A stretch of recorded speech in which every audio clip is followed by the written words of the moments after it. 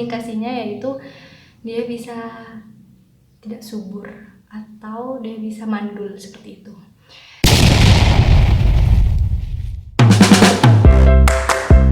Warning, tonton video ini sampai habis dan jangan lupa like, comment, subscribe, dan share ke semua media sosial yang kamu punya biar aku tambah semangat ngedit video dan kalian dapat pahala. Terima kasih orang baik.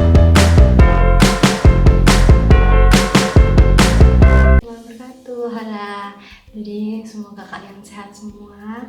Aku awalnya tuh sebenarnya nggak mau bikin video ya, soalnya sekarang tuh lagi 1 bulan kelerak, tapi kemarin tuh kayak ya Allah udah selesai, jadi staseku yang minggu pertama udah selesai dan aku mikir kayak mau buat video apa ya kayak gitu. Dan kemarin kan emang bahas-bahas kasus penyakit, salah satu yang bakal aku bahas kali ini tentang penyakit yang aku kemarin tugasku buat setorkan ke dosenku. Jadi aku nggak perlu belajar penyakit yang lain kayak gitu, jadi aku mau share apa yang udah aku belajarin kemarin di tugas kemarin. Jadi Bismillahirrahmanirrahim, di sini aku bakal bahas tentang penyakit gondongan. Jadi nanti di thumbnail aku bakal nampilin tentang penyakit yang bisa membuat efek sampingnya, komplikasinya yaitu dia bisa tidak subur atau dia bisa mandul seperti itu.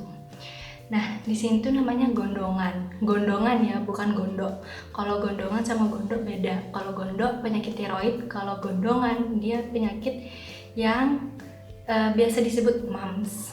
Gondongan atau parotitis, jadi bahasa awamnya tuh gondongan, tapi kalau bahasa medisnya nih parotitis atau biasa disebut mumps. Kalau di ICD-10 teman-teman biasanya menemukan mumps. Nah di sini tuh definisi dari parotitis itu sendiri adalah penyakit virus akut dan menular, biasanya melalui kelenjar saliva atau kelenjar air ludah.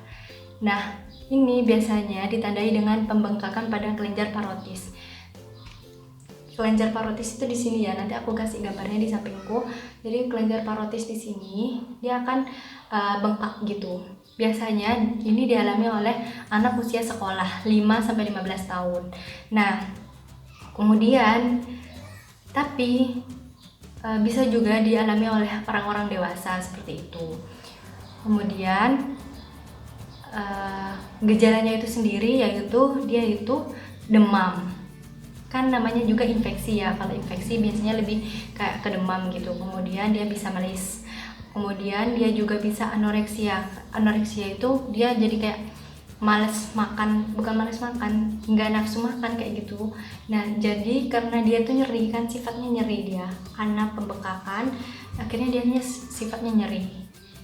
Dan ya udahlah, kan kalian kalau makan terus nyeri kan males sih makan ya, kayak gitu, jadinya males makan. Terus habisnya itu dia juga bisa, kalau kalian buka gitu ya, kalau nggak kerudungan nih, aku masalahnya kerudungan mas aku liatin ke kalian kan nggak boleh, bukan murim. Jadi itu kalau dilihat dia itu biasanya bengkak. Selain bengkak dia itu biasanya eritema atau dia itu kemerahan gitu. Kemudian dia ada nyeri tekan yang tadi aku udah bilang. Nanti kalau teman-teman nih pada memeriksa pasien parotitis, dia biasanya ada nyeri tekan. Kemudian selain itu dia itu biasanya bisa unilateral atau satu aja, atau bisa dua-duanya bilateral, tapi lebih banyak yang bilateral seperti itu. Kemudian dari pengobatannya itu ada medikamentosa sama ada non medikamentosa. Non medikamentosa itu tanpa obat maksudnya. Jadi dia itu diharapkan untuk beristirahat, tirah baring, kemudian istirahat yang cukup, kemudian yaitu hidrasi atau minumnya yang cukup kayak 8 gelas, kayak yang sehari 2 liter kayak gitu-gitu. Kemudian nutrisinya juga yang cukup. Kemudian dari medikamentosanya biasanya dokter akan memberikan obat simptomatik berupa antipiretik antipiretik atau analgesik seperti itu, paracetamol ataupun ibuprofen. Biasanya kan ini anak-anak ya yang mengalami penyakit mumps, tapi aku kemarin habis bantuin bapakku dan ada juga seusia 25-an kayaknya kena penyakit ini gitu, kena penyakit mumps. Kemudian sharing aja ya, aku kan cuma bantu observasi. Kemudian kenapa aku memberi judul ini bisa membuat mandul? Jadi komplikasinya ini agak rada sadis gitu. Dia bisa membuat meningitis juga, bisa juga dia itu ortitis atau ovoritis, di mana ortitis itu adalah pembengkakan pada salah satu atau dua-duanya pada testis atau buah zakar.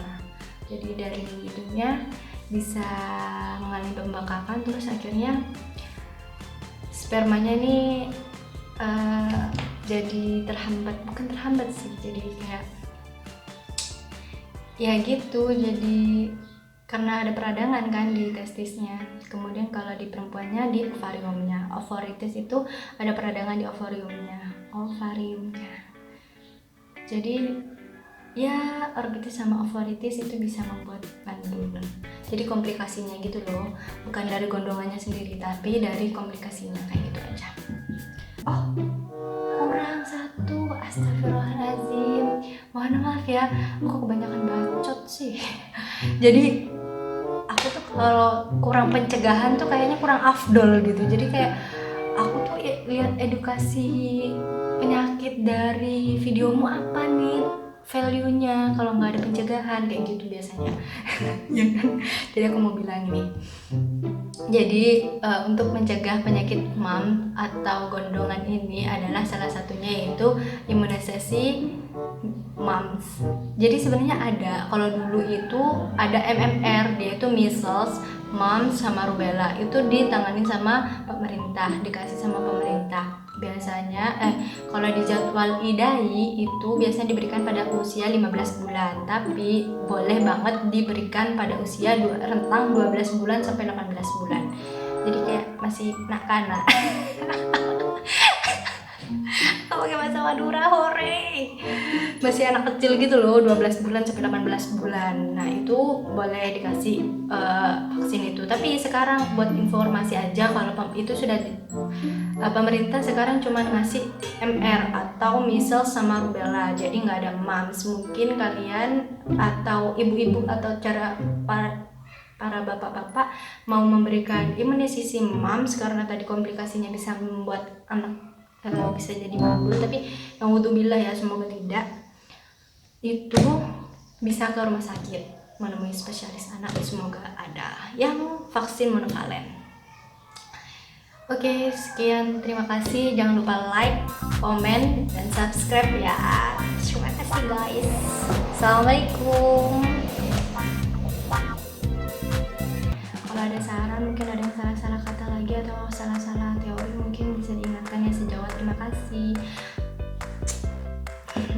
Sarahnya. Goodbye. Semoga teman-teman gelombang 2 wisudanya iya, harusnya hari ini aku wisuda loh. Sedih tidak wisuda, tapi gak apa-apa. Udah nih pembahasan penyakit. Jadi ya udah, gak apa-apa, aku tidak wisuda hari ini. Semoga bermanfaat.